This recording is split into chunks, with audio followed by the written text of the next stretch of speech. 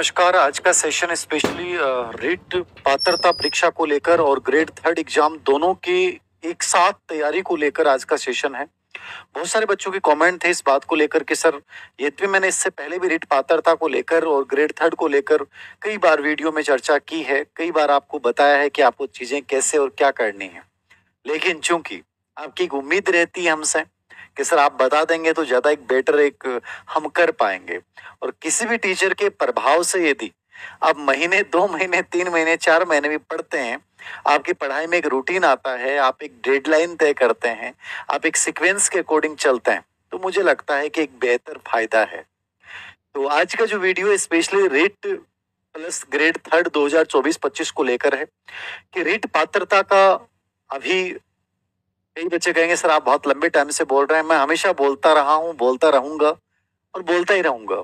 उसका रीजन है, यदि आप शिक्षक बनने का सपना देखते हैं तो आपको निश्चित रूप से इस बात के लिए आशावादी होना चाहिए कि मुझे इस बात के लिए हमेशा सोचना चाहिए कि भर्ती आनी है।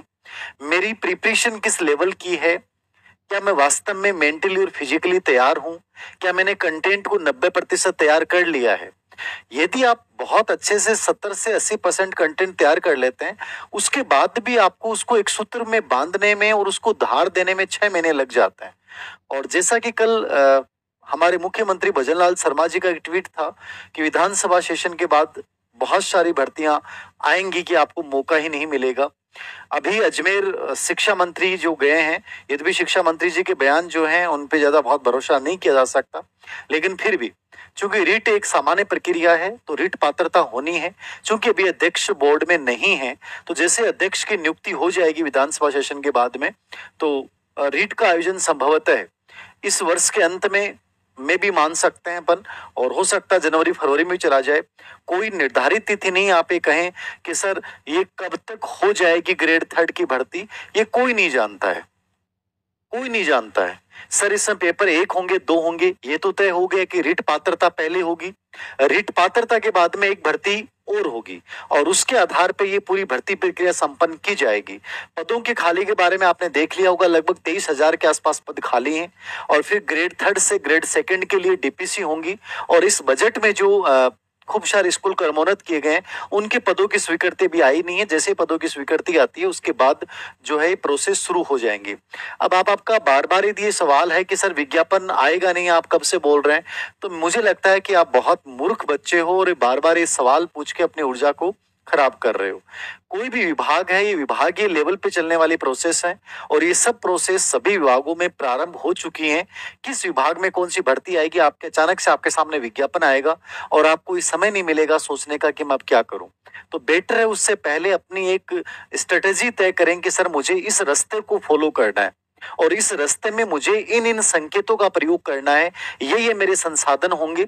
इन संसाधनों के साथ मुझे अभ्यास के लिए इन इन बुक्स की आवश्यकता पड़ेगी, इन इन गाइड की आवश्यकता पड़ेगी, मुझे कोचिंग करनी चाहिए कि नहीं करनी चाहिए। ये बहुत सारी बातें हैं जो आप, ये नहीं है कि रास्ते में आपने बैग उठा लिया और बैग उठाने के बाद आप तय करें कि सर मुझे जाना उत्तराखंड था, मुझे जाना माउंट आबू था, लेकिन बाद में मुझे लगा कि अब मैं क्या करूं, मेरे पास तो गाड़ी नहीं है। ठीक है, अच्छा गाड़ी में मेरे साथ कौन कौन जाएगा, ये आप जब घर से निकल जाने के बाद और रास्ते में पहुंचने के बाद तय करोगे तो आपकी यात्रा बड़ी दुखदायी हो जाएगी। तो किसी भी यात्रा को यदि आपको बहुत अच्छे से परिपूर्ण करना है तो उसकी एक प्लानिंग बनानी पड़ती है कि आपके साथ क्या क्या चीजें रहेंगी, कैसे आपको यात्रा पूरी करनी है। आपका टाइम 10 दिन का रहेगा, इस 10 दिन में, 15 दिन में, 20 दिन में, 6 महीने में, 1 साल में आपके साथी कौन कौन रहेंगे और किस प्रकार से आपको चीजों को कंप्लीट करना है, कहां से टिकट लेनी है और कहां आपको खाना खाना है, किस होटल में रुकना है, सब चीजें विद प्लानिंग होता है।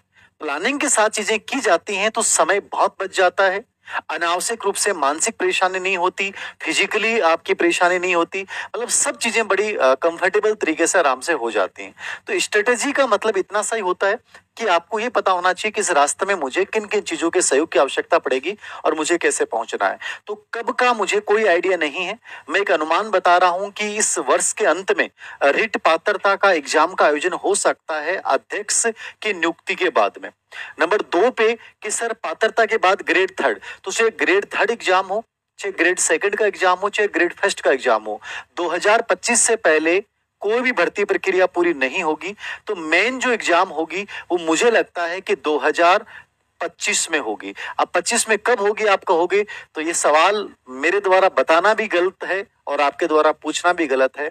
आपको केवल ये पूछना चाहिए कि सर मैं इस एग्जाम को क्रैक करने के लिए क्या बेहतर रणनीति फॉलो करूं, मैं किन किन बुक्स का इस समय सहारा ले सकता हूं। यद्यपि मेंस का भी पैटर्न क्लियर नहीं है, क्या पिछली सरकार वाला पैटर्न रहेगा या कुछ नया पैटर्न सरकार लेके आएगी। ये मान के जरूर चलिए कि सरकार पाठ्यक्रम में आंशिक परिवर्तन जरूर करेगी, चाहे वो कोई भी ग्रेड का हो। ये मैं जहां तक समझता हूं थोड़ा बहुत चेंज जरूर होगा और स्पेशली ग्रेड थर्ड में जरूर चेंज होगा। तो आपको उस चेंज के लिए तैयार रहना चाहिए।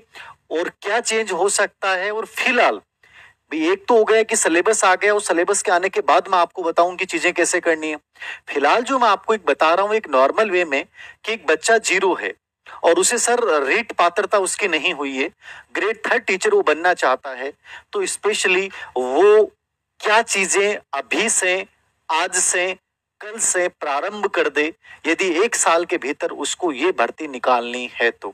उन बच्चों के लिए मेरा ये वीडियो है और बाकी आप कितने सारे कमेंट करेंगे उन कमेंट्स का जवाब मैं लास्ट में दे पाऊंगा।